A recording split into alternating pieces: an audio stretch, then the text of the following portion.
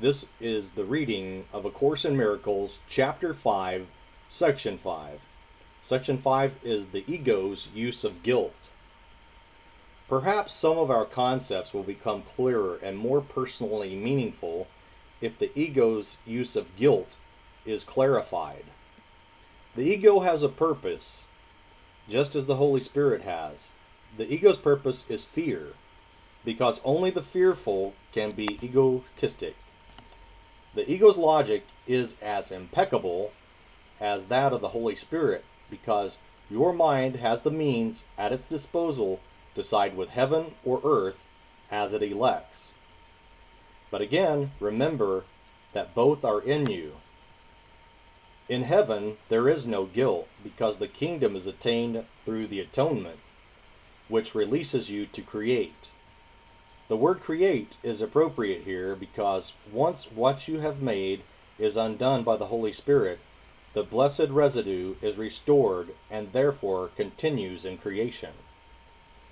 What is truly blessed is incapable of giving rise to guilt, and must give rise to joy.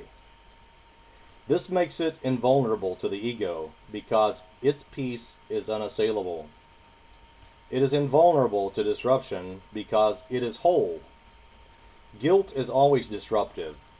Anything that engenders fear is divisive because it obeys the law of division. If the ego is the symbol of the separation, it is also the symbol of guilt. Guilt is more than merely not of God. It is the symbol of attack on God. This is a totally meaningless concept except to the ego. But do not underestimate the power of the ego's belief in it. This is the belief from which all guilt really stems. The ego is the part of the mind that believes in division. However, how could part of God detach itself without believing it is attacking him? We spoke before of the authority problem as based on the concept of usurping God's power. The ego believes that this is what you did because it believes that it is you. If you identify with the ego, you must perceive yourself as guilty. Whenever you respond to your ego, you will experience guilt, and you will fear punishment. The ego is quite literally a fearful thought. However ridiculous the idea of attacking God may be to the sane mind, never forget that the ego is not sane. It represents a delusional system and speaks for it. Listening to the ego's voice means that you believe it is possible to attack God, and that a part of him has been torn away by you.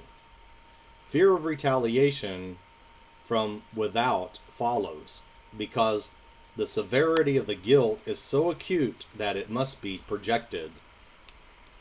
Whatever you accept in your mind has reality for you. It is your acceptance of it that makes it real. If you enthrone the ego in your mind, your allowing it to enter makes it your reality. This is because the mind is capable of creating reality or making illusions. I said before that you must learn to think with God. To think with him is to think like him. This engenders joy, not guilt, because it is natural.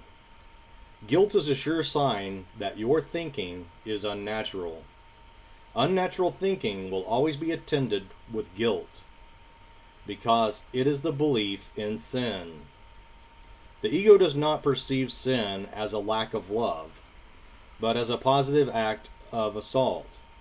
This is necessary to the ego's survival because as soon as you regard sin as a lack, you will automatically attempt to remedy the situation, and you will succeed. The ego regards this as doom, but you must learn to regard it as freedom. The guiltless mind cannot suffer. Being sane, the mind heals and the body because it has been healed. The sane mind cannot conceive of illness because it cannot conceive of attacking anyone or anything. I said before that illness is a form of magic. It might be better to say that it is a form of magical solution. The ego believes that by punishing itself, it will mitigate the punishment of God. Yet, even in this, it is arrogant. It attributes to God a punishing intent, and then takes this intent as its own prerogative. It tries to usurp all the functions of God as it perceives them, but recognizes that only total allegiance can be trusted. The ego cannot oppose the laws of God any more than you can, but it can interpret them according to what it wants, just as you can. That is why the question, "What do you want?" must be answered. You are answering it every minute and every second, and each moment of decision is a judgment that is anything but ineffectual. Its effects will follow automatically until the decision is changed. Remember, though, that the alternative themselves are unalterable. The Holy Spirit, like the ego, is a decision. Together, they constitute all the alternatives the mind can accept and obey. The Holy Spirit and the ego are the only choices open to you. God created one, so you cannot eradicate it. You made the other, and so you can. Only what God creates is irreversible and unchangeable. What you made can always be changed, because when you do not think like God, you are not really thinking at all. Delusional ideas are not real thoughts, although you can believe in them. But you are wrong. The function of thought comes from God and is in God. As part of His thought, you cannot think apart from Him. Irrational thought is disordered thought. God Himself orders your thoughts because your thought was created by Him. Guilt feelings are always a sign that you do not know this. They also show that you believe you can think apart from God and want to. Every disordered thought is attended by guilt as its inception and maintained by guilt in its continuance. Guilt is inescapable by those who believe they order their own thoughts and must therefore obey their dictates. This makes them feel responsible for their errors without recognizing that, by accepting this responsibility, they are reacting irresponsibly. If the sole responsibility of the miracle worker is to accept the atonement for himself, and I assure you that it is, then the responsibility for what is atoned for cannot be yours. The dilemma cannot be resolved except by accepting the solution of undoing. You would be responsible for the effects of all your wrong thinking if it could not be undone. The purpose of the atonement is to save the past in purified form only. If you accept the remedy for disordered thought, a remedy for those whose efficacy is beyond doubt, how can its symptoms remain? The continuing decision to remain separated is the only possible reason for continuing guilt feelings. We have said this before, but did not emphasize the destructive results of the decision.